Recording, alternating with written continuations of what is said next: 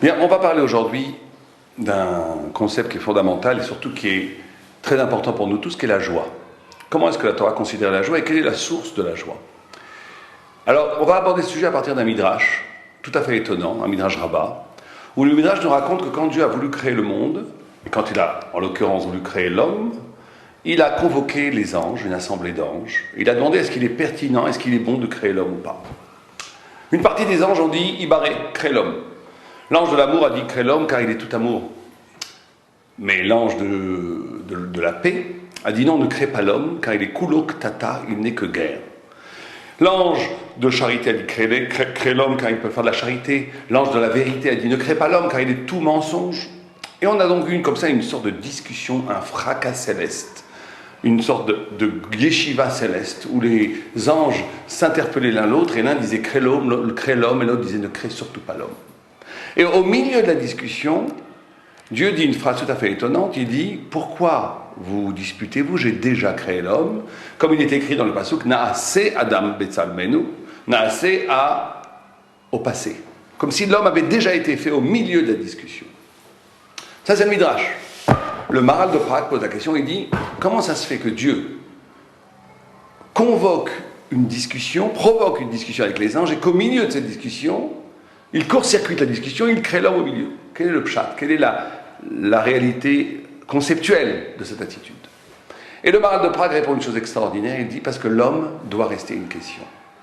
Si on avait décidé que l'homme devait être créé, alors l'homme aurait perdu son identité humaine, il aurait été devenu comme un objet ou comme un ange, où le sens de sa vie est déjà établi avant même qu'il vive l'existence.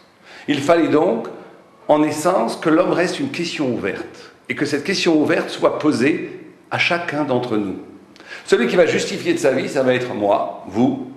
Est-ce que Ibaré, est-ce que ça vaut le coup d'être créé ou ça ne vaut pas le coup d'être créé? Si ça vaut le coup, c'est moi qui vais le faire. C'est moi qui vais justifier de ma propre création. Si je fais une vie qui a du sens, si je vis une vie qui a du sens, si je donne sens à ma vie, alors on va donner raison aux anges qu'on dit Ibaré. Si je détruis ma vie, si je passe mon temps à être jaloux, à dire de la médisance, à ne transgresser les paroles et les ordres de Dieu, on va donner raison aux anges qu'on dit « Ah, Ibaré ne crée pas l'homme ».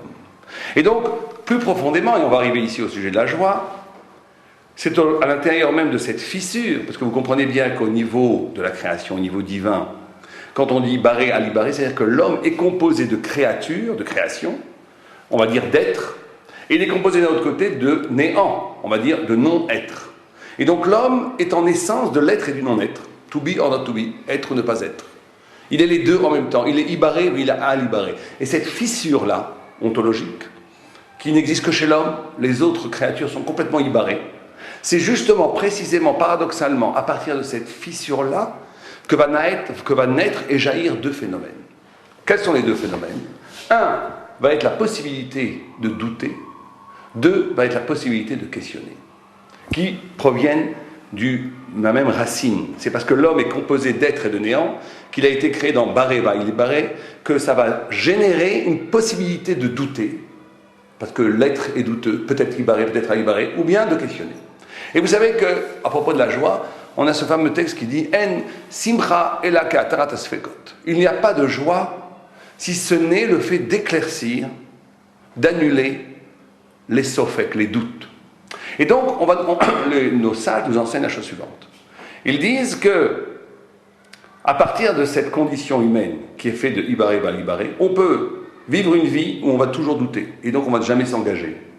Et on va toujours dire peut-être bien que oui, peut-être bien que non. Et qui me dit que, et on ne va rien faire de sa vie. Et c'est la tristesse.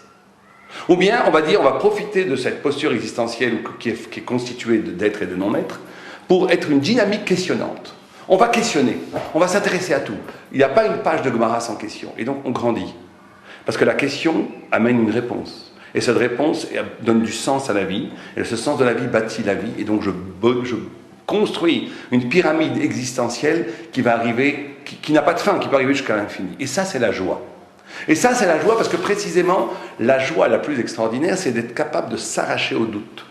De s'arracher au doute qui constitue ma condition d'efficience qui est composée de néant. Quand l'homme est capable d'affirmer quelque chose dans la vie, alors il devient joyeux parce qu'il fait corps avec le sens de son existence. Juste pour conclure, pour bien comprendre cette idée. Vous savez que le doute, celui qui doute de tout, qui dit c'est une position tout à fait bourgeoise, tout à fait je ne m'engage pas. Le questionnement donne une réponse. Et la réponse, pourquoi c'est le lieu de la joie? Parce que justement, si la réponse est grande et métaphysique, la joie, c'est d'être capable d'être soi-même dans une dimension qui rend ce soi-même éternel. Et ça, on le voit dans l'étude de la Torah et dans la pratique de la Torah. Où c'est en même temps moi qui étudie la Torah. C'est ma personnalité qui dit le sens de ce que je lis, mais ce que je dis avec ma personnalité est lié à quelque chose qui me dépasse complètement, qui est la parole du Dieu vivant.